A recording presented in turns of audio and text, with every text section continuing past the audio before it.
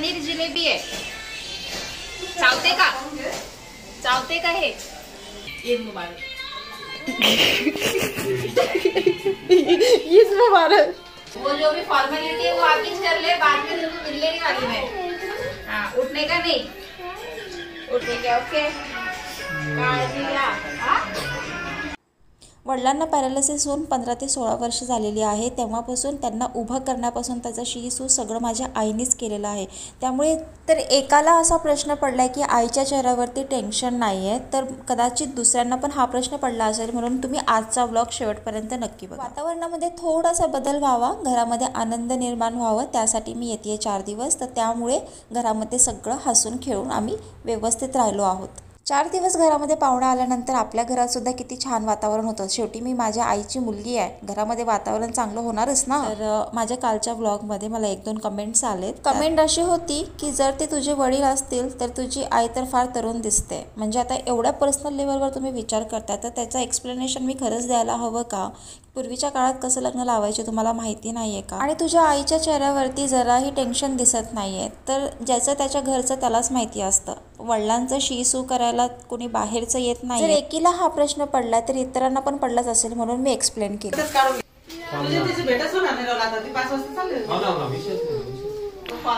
मी video सुरू केलेला आहे बरं. वो जो भी फॉर्मेलिटी है वो आप ही कर ले, बाद में मिलने की वाली में. हाँ, उठने का नहीं. उठने का नहीं. जो भी गुने किए तूने मारा पीटा, मेरे को माफी मांग ले. पायरा तो पायरा. अरे पाय पड भाऊ, तुला आशीर्वाद पाहिजे असेल तर. ईद मुबारक.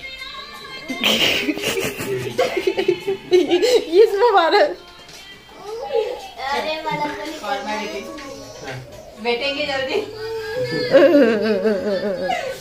तब तक के वीडियो देखने का आई से. चल पण आता आजपासून याला जास्त जवळ पाहिजे ना का? हे बघ ते यार हिला समजत नाही. म्हणजे तू जा त्या पाय. अरे हे ना यार.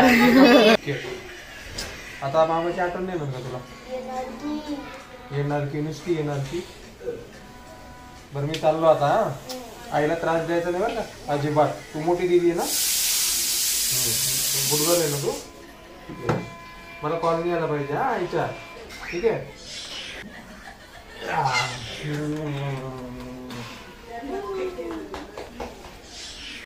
एखाद्या दिवशी ऑफिसला टिफिन स्किप होईल, पण हा रुटीन स्किप कधीच होणार नाही, हे आमचं ठरलेलं असतं.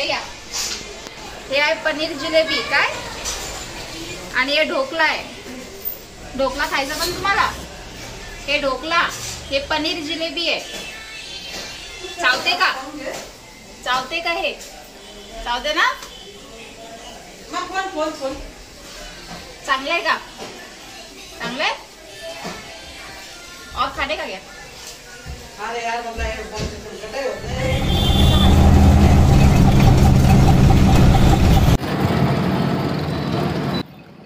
घरातलं सगळं आवरून म्हटलं चल मम्मी आता मला जायचंच आहे, तर आपण एक वेळा केंद्रात जाऊन येऊया आणि थोडंसं मन शांत देखील होईल. कारण की तुम्हाला जे दिसतं आहे की माझ्या एकदम गोडी गोविंदानं राहती आहे, मुलांबरोबर छान एन्जॉय करते. तिच्या आयुष्यात स्ट्रगल म्हणजे एवढाच नाही. एका आईची दुसरी लहानी मुलगी असणं हे पण काही कमी स्ट्रगल नसते. भाऊ नसताना आपण दुसऱ्यांदा जन्माला आलो, ह्याचं दुःख काय होत असेल तिलाच माहिती आहे. तिला कसा दुजे भावांनी ट्रीट केलं गेले लहानपणी. स्वामीच्या चरणी आलो आणि तिला म्हटलं तुझं मन शांत कर मम्मी, तू अशी पण खूप व्यवस्थितपणे सगळ्या गोष्टी हँडल करते. बाहेरून बघताना खूप वेगळं दिसतं घरातलं. सगळ्यांनी खूप सजेशन दिलेत, परंतु तिलाच माहिती आहे की तिला ह्या गोष्टी कशा सावरायच्या आहे. घरामध्ये लहान बाळ आहे, वडीलसुद्धा आहेत, भाऊ आहे, भावाचं सगळं सेटल आहे, सगळ्या गोष्टी सेटल आहे, फायनान्शियली कुठे इश्यू नाही आहे. परंतु घरामध्ये 2 लहान मुलं, जसं की माझ्या भावाचं मूल आणि त्याचबरोबर माझे वडील, हे दोघंही आता लहानाच्याच गिनतीमध्ये गिनल्या जातात. तर ह्या सगळ्या गोष्टींना तिला शांत करण्यासाठी स्वामीच्या केंद्रात घेऊन आले. तिला म्हटलं तू जप कर आणि रोज सकाळी उठल्यानंतर नित्यनेमाने करत जा. खूप शांती मिळते, खूप ताकद मिळते. कारण की जे मी फील करते आहे ना की एवढ्या प्रसंगामध्ये सुद्धा माझ्या डोळ्यातनं मी जे ठरवलं होतं की रडणार नाही, काही होऊ दे, कितीही काही होऊ दे. वडिलांना अशा परिस्थितीमध्ये बघणं एका मुलीसाठी फार वाईट असतं, पण मी अजिबात रडले नाही. तिला घेऊन आले लगेचच पुंडलिक नगरच्या दादा डोसाला आणि म्हटलं तू एन्जॉय कर, तू खा म्हटलं. आता तू कधी येशील पुन्हा, मी आल्यानंतरच येशील. तिला म्हटलं मस्तपैकी लोणी डोसा खा, बिलकुल टेन्शन घेऊ नको, काही विचार करू नको, एकदम छान एन्जॉय कर. तर मला माहिती होतं की तिच्या मनामध्ये खूप वेगळे विचार चालू होते की वडील घरामध्ये आहे, पण त्यांच्यासाठी सुद्धा आम्ही पार्सल घेऊन गेलो. आम्ही सगळ्यांनी एन्जॉय केलं, खाल्लं. आमच्याकडे वेळ पण एवढा नव्हता, पटापट खाल्लं. पप्पांसाठी पार्सल आणलं, योगितासाठी सुद्धा पार्सल आणलं. योगिता येऊ शकत नाही कारण की तिच्याकडे बाळ आहे छोटं, आणि पप्पांचं तुम्हाला माहितीच आहे. पण पप्पांना सोडून तिने आजपर्यंत कधी कुठली गोष्ट खाल्लेली पण नाही आहे. जेव्हा केव्हा वडील काय मागतील तेव्हा त्यांना ते असं हाजीर असतं. मग चला आता मी माझी पॅकिंग वगैरे करून घेत आहे. बाहेरूनच खाऊन आली होते, त्यामुळे काही भूक नव्हती. विश्रांती तर आज काही घेणार नाहीच आहे, कारण की लगेच संध्याकाळी माझी बस आहे. तर पटापट जे काय बॅगमध्ये कपडे अचकवचक झाले होते ते सगळे भरून घेत आहे. आणि हो, मला कुठल्याच गोष्टीचा खंत नाही आहे. ज्याची त्याची वेळ आली आहे, माणूस जन्माला आला आहे, त्याला देवाघरी जाणंच आहे. तुम्ही म्हणसाल की तू काय बोलते आहेस, पण रियालिटी आहे. मी खूप प्रॅक्टिकल विचार करते आहे, खूप वाचन केलं आहे. मला माहिती आहे समोर काय होणार आहे. त्या गोष्टीला सामोरे जाण्यासाठी आम्ही सगळेही तेवढ्याच प्रकारे प्रिपेअर आहोत.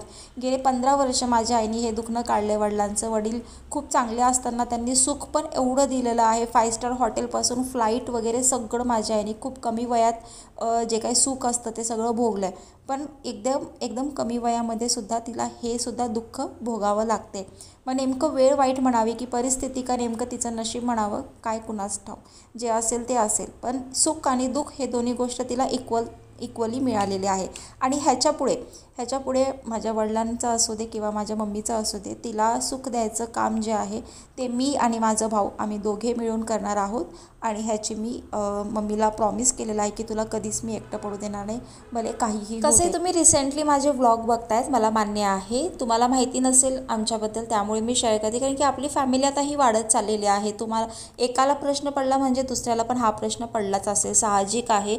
त्यामुळं जर कोणाचं मन दुखावलं गेलं असेल तर मी खरंच मनापासून माफी मागते. आणि सगळंच काही इथे शेअर करणं तेवढं शक्य नसतं. त्यामुळे मी या ठिकाणी आले होते कारण की मला माझ्या वडिलांसोबत काही मुमेंट्स ज्या होत्या त्या कॅप्चर करायच्या होत्या आणि हे लाईफ टाईमसाठी मला सेव्ह करायचे होते.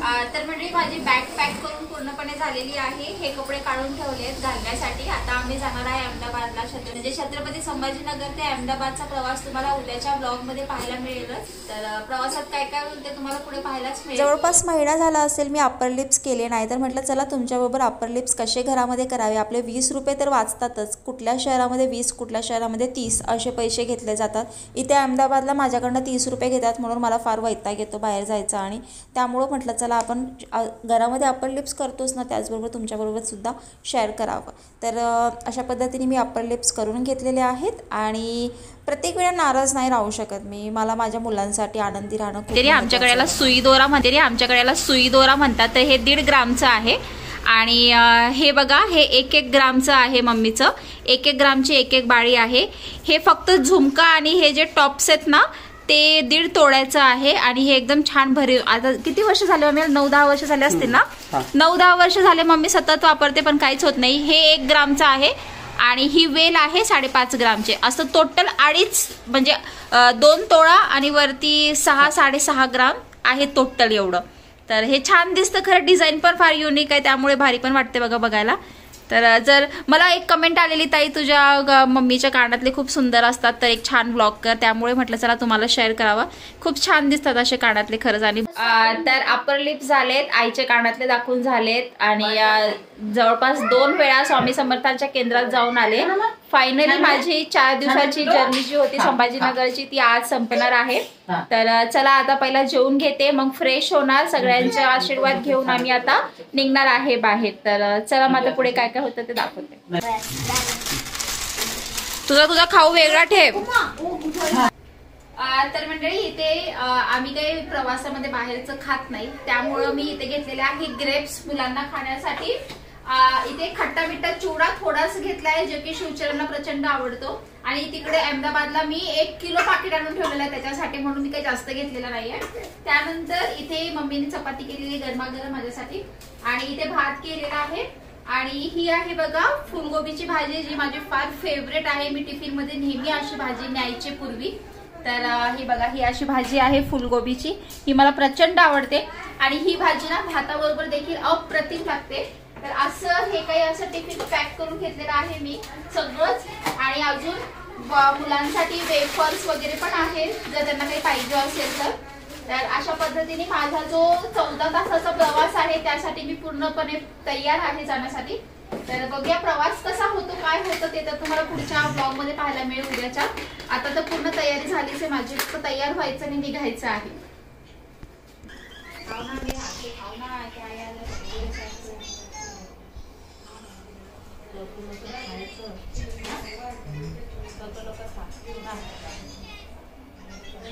अजून एक गोष्ट लक्षात ठेवा, आपल्या घरात जर एखादा व्यक्ती आजारी असेल ना तर त्यांच्यासमोर आपल्याला कायम हसत खेळत आनंदित राहावं लागतं, माहिती आहे का. हे तुम्हाला वाटत असेल ना की मी मुद्दामून सांगते, तर तुम्ही कुणा दुसऱ्यांना विचारा.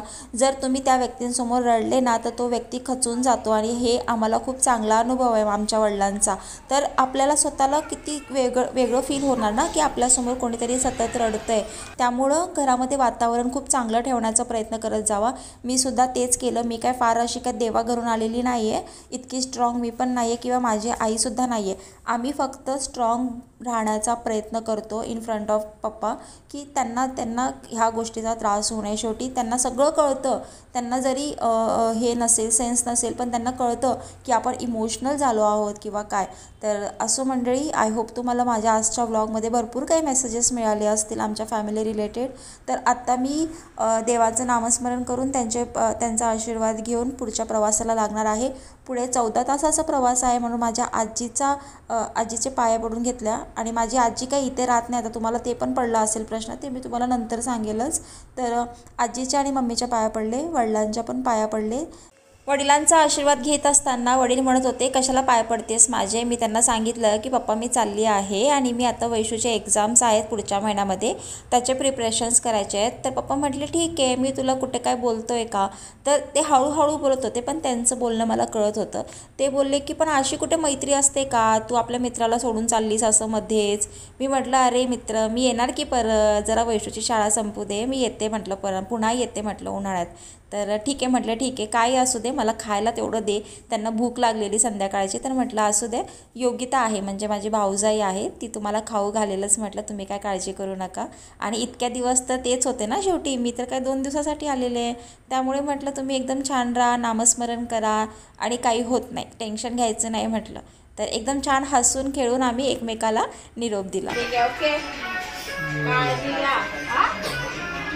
मी पायरीवरून खाली उतरेपर्यंत माझ्या वडिलांनी ओम श्री स्वामी समर्थ, ओम श्री स्वामी समर्थाचा जप करत होते मोठमोठ्याने. आणि तुम्हाला सांगू का, मला इतकी एनर्जी मिळाली होती ना त्यांच्या या ओम श्री स्वामी समर्थ म्हणत असताना, की मला माहिती होतं की काही असू दे पण पप्पांना माझं बोललेलं सगळं कळतं आहे आणि ते त्या गोष्टीचं स्मरण करणार आहेत जोपर्यंत त्यांना चांगलं जमेल तोपर्यंत.